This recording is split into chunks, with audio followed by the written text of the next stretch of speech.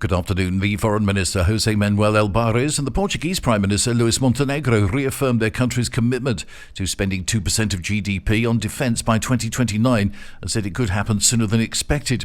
Álvarez spoke about Spain's commitment to reporters in Brussels on the same day that the NATO Secretary-General Mark Rutte met with the Prime Minister Pedro Sánchez in Madrid. He told reporters that Spain has been increasing its defence spending for years and was getting closer to that goal.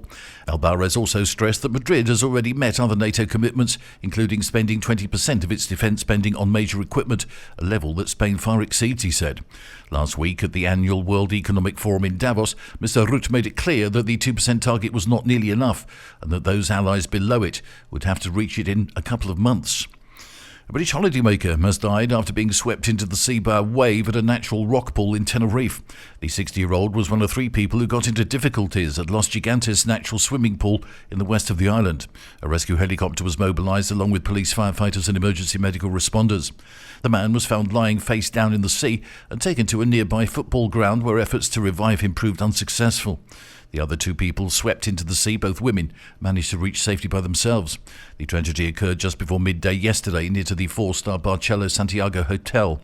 Local officials had been urging people on the islands to take care near the sea this week because of a strong swell and large waves. The unemployment rate in the fourth quarter fell to its lowest in more than 16 years, so data from the National Statistics Institute showed this morning, as the economy outperforms its neighbours. The unemployment rate fell to 10.61%, down from 11.21% in the previous quarter, and the lowest level since the second quarter of 2008.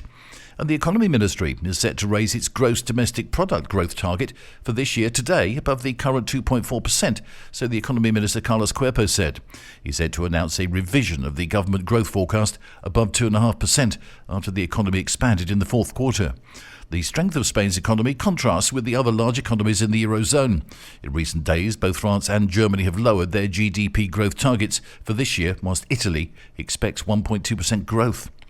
And Valencia yesterday registered its hottest ever January temperature of 26.9 degrees Celsius in records going back more than 150 years. The measurement broke the previous mark of 26.6 degrees recorded on January the 22nd, 2018. A west wind stoked high temperatures on the coast, with some areas experiencing their warmest ever January night on record from Sunday into Monday. That's the latest from TRE. I'm Bob James.